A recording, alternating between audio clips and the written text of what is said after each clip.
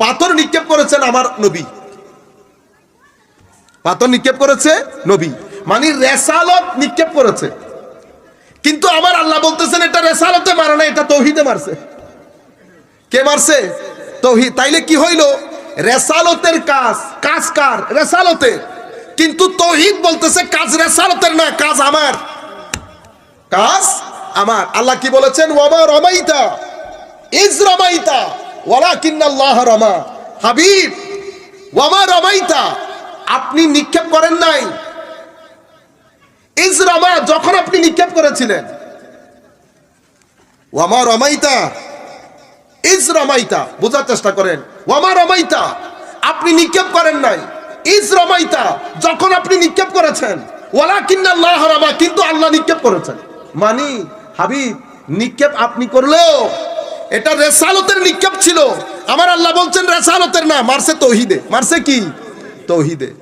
সেই কারণে আমি বলতেছি রেসালত তৌহিদের চাবি, রেসালত তৌহিদের চাবি।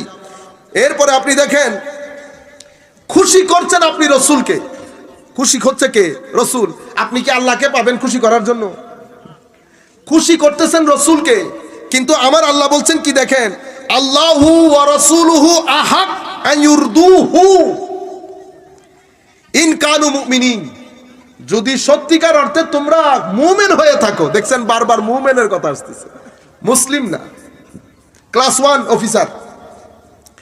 যদি মুমিন হয়ে থাকো তো মনে রাখো তোমরা সন্তুষ্ট করার জন্য চেষ্টা করবা কাকে? নবীকে।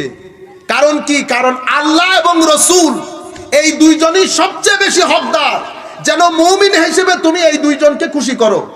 তো দুইজনের খুশি উলামায়ে কেরাম বুঝেন, আপনারা যারা ইংরেজি গ্রামার পড়েন তারাও বুঝার কথা।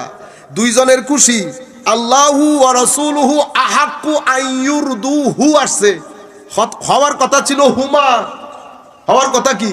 হুমা। কারণ আল্লাহ একজন, রসুল একজন, দুইজন না। তো দুইজন হলে তিনি হয় না তাদের হয়? তাদের। কিন্তু আল্লাহ বলছে তিনি। যদি মুমিন হয়ে থাকো তাইলে আল্লাহ এবং রসুল বেশি হকদার, তোমাদের উচিত তাদের দুইজনকে খুশি করা। তাদের দুইজন বলে তারা বেশি হকদার, কথা ছিল তাদের দুইজনকে খুশি করা, কিন্তু না, তারা বেশি হকদার, তোমাদের উচিত তাকে খুশি করা। আল্লাহ দুইজন হকদার, খুশি করবে একজন রে।